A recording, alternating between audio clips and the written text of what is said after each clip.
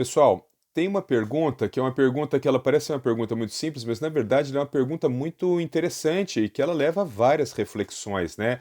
A mãe perguntou assim: por que é tão difícil fazer diagnóstico de autismo nível um, né? Ela estava ali na página contando a história do filho dela, que só foi diagnosticado com acho que 13, 14 anos de idade, né? Então veja um pouco assim. A primeira coisa que é importante e que eu vejo muito equívoco hoje é o seguinte: quando você fala de autismo nível um, para ser autismo nível um, tem que cumprir os critérios do DSM. O que eu estou querendo dizer? Você não pode imaginar que é autismo nível um porque tem uma ou outra coisa do transtorno do espectro do autismo. Não é assim. Então, para você fazer o diagnóstico de autismo nível um, sabe quando você pega lá o DSM e está escrito lá assim, ó, déficits na comunicação e na interação social, primeiro grupo de critérios. Segundo, padrões restritos e repetitivos de comportamento, segundo grupo de critérios. E terceiro grupo ali, prejuízos significativos no campo social, laboral ou escolar.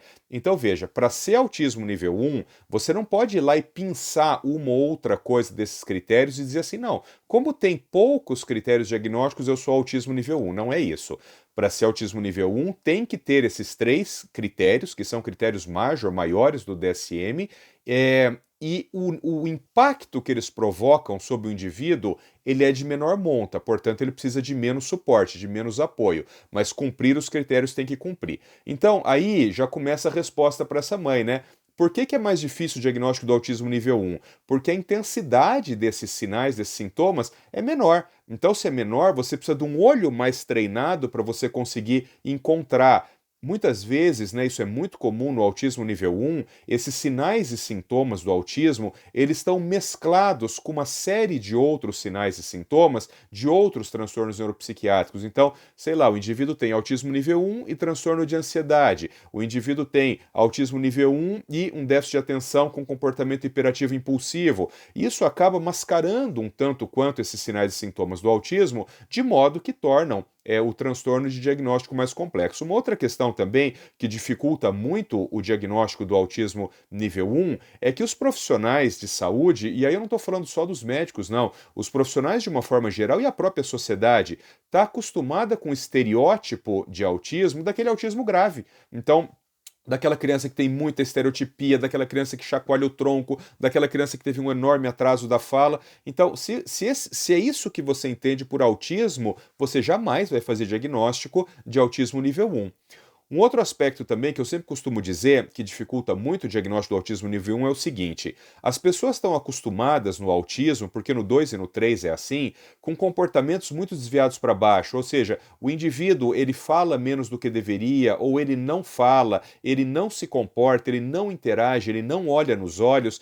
E no autismo nível um, muitas vezes, isso não é verdade. Os comportamentos podem, inclusive, estar desviados para cima. Então, é o indivíduo que tem um comportamento mais exteriorizante, é o indivíduo que fala o que não deveria falar, é o indivíduo que, às vezes, exagera no seu comportamento motor, às vezes, exagera no seu comportamento social. Então, o DSM não diz que os comportamentos têm que estar desviados para baixo, ele diz que eles têm que estar deficitários. Deficitários, eles estão errados, vamos dizer assim, ou errados para baixo ou errados para cima. Mas se você estiver buscando sempre comportamentos desviados para baixo, de novo, você não vai nunca fazer diagnóstico de autismo nível um. Outra coisa é a história do contato visual, né? Então as pessoas ficaram na cabeça com essa ideia: autista não olha nos olhos, autista não olha nos olhos.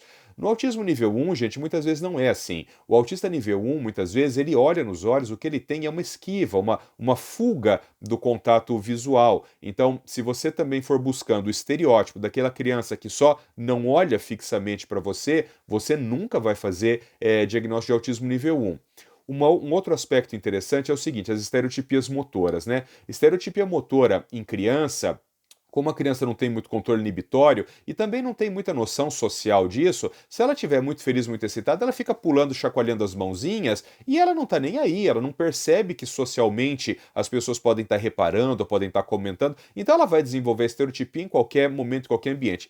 O adulto autista é diferente, então ele sabe que se ele executar uma estereotipia muito mecânica tal, que as pessoas vão reparar, que as pessoas podem achar aquilo estranho. Então o que o autista nível um pode fazer? Ele pode dizer dizer, por exemplo, que ele quer ir ao banheiro e quando ele vai ao banheiro ele desenvolve as estereotipias. E isso faz com que a sociedade, a microsociedade que o cerca, possa não perceber estereotipias naquele indivíduo. Isso também vai dificultar o processo do diagnóstico, né?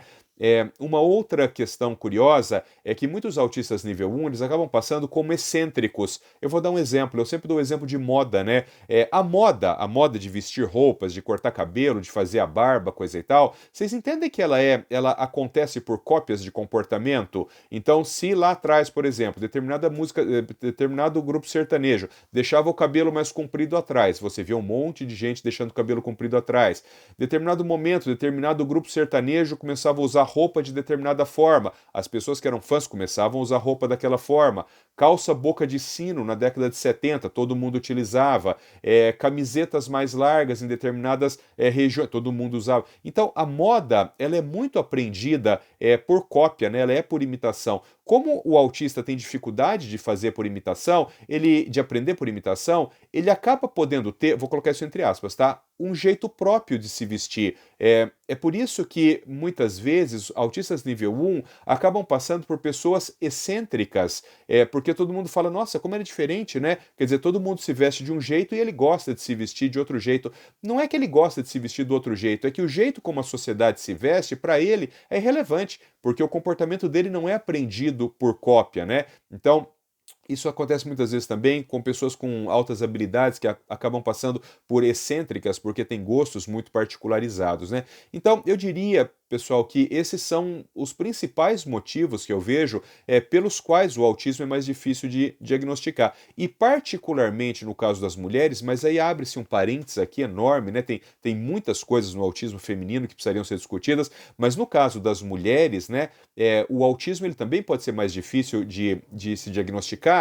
Por quê? Porque em determinadas circunstâncias, as mulheres podem apresentar alguns comportamentos autísticos que, por conta do machismo, provavelmente, eles são bem vistos pelos homens. Então, uma mulher que seja mais quieta, que seja mais caseira, que tenha poucas relações sociais, coisa e tal, os homens podem olhar isso de uma forma assim, nossa, mas olha que mulher boa, né? Mulher boa para casar, ela fica só em casa, coisa e tal. Então, esse viés machista, ele também pode dificultar a percepção de um problema, né? Se que não, quer dizer, não é bom que uma mulher fique só dentro de casa, que ela não tenha relações sociais, que ela não conheça outras pessoas, isso não é bom, é bom que seja diferente disso. Então, essa percepção mais machista também, ela também pode dificultar o diagnóstico, e nós já sabemos que muitas mulheres acabam tendo o masking, né, o mascaramento, e elas acabam sendo muito mais sensíveis a fingir um comportamento que não é natural para elas, para que elas pareçam mais sociais e, portanto, vou pôr entre aspas, se pareçam menos autistas, né?